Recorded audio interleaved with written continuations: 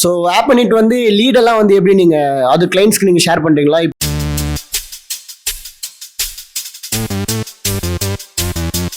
So ஒரு gym வச்சுட்டு இருக்காருன்னு வச்சுக்கோங்களேன், அவர்கிட்ட ஒரு 30 கிளைண்ட்ஸ் வராங்க, அவர் வந்து உங்கள் ஆப்பர்நெட் கிட்ட வராரு. ஸோ நீங்கள் அவருக்கு வந்து ஏதோ ஒரு டிஜிட்டல் ஏதோ ஒரு அசிஸ்டன்ஸ் ஏதோ பண்ணி தரீங்க.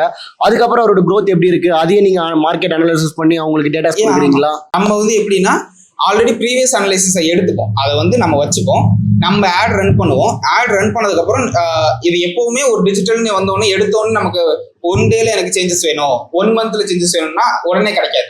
மினிமம் ஒரு 3 months டைம் எடுக்கும். நம்ம ஆல்ரெடி இருக்க ப்ரீவியஸ் டேட்டாக்கும் ஒரு 3 monthsக்கு இருக்க டேட்டாக்கும் நான் கம்பேரிசனே பண்ணி காட்டுவேன்.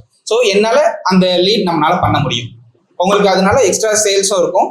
அது உங்களுக்கு ஆக்சுவலி உங்களுக்கு தெரிஞ்சிடும். இந்த இதுக்குள்ள நீங்கள் ரெகுலராக ஒரு 2 months or 3 months regular content நம்ம போடும் போதே உங்களுக்கு தெரிஞ்சிடும் இதனால நமக்கு யூஸ் இருக்கு அப்படின்றத அந்த கிளைண்ட்டுக்கு புரிஞ்சிடும். ஸோ அதனால நெக்ஸ்ட் வந்து அவங்க ரெகுலராக கொடுக்க ஆரம்பிச்சிடுவாங்க.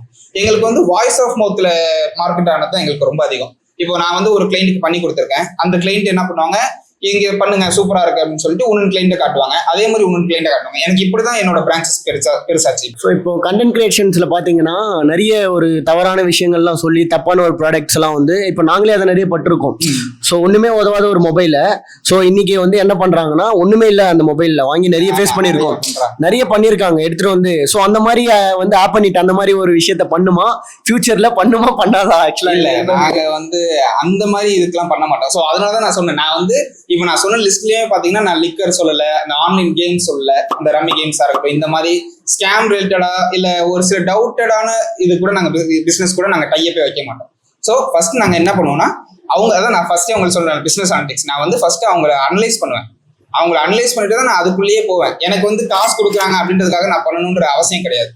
எனக்கு வந்துட்டு இது வந்து ஒருத்தவங்களை டிசைட் பண்ண போறது. அவங்க வந்து இதை யூஸ் பண்ண வைக்க தான் நம்ம போறோம். அவங்க சப்கான்ஷியஸ் மைண்ட்ல இதை ஏற்ற போறோம். ஸோ அதனால நம்மளோட இது குவாலிட்டி நமக்கு தெரியணும். ஸோ அதனால தேவையில்லாத விஷயத்தெல்லாம் ப்ரொமோட் பண்ண மாட்டோம். இது வரையும் பண்ணதும் இல்லை, இனிமேல் பண்ணவும் மாட்டோம். இல்லை, நாங்களும் 2-3 கம்பெனிஸ்லாம் எடுத்திருக்கோம் டிஜிட்டல் மீடியா. ஸோ அவங்களும் இதே தான் சொன்னாங்க. பட் பார்ப்போம். பாருங்க.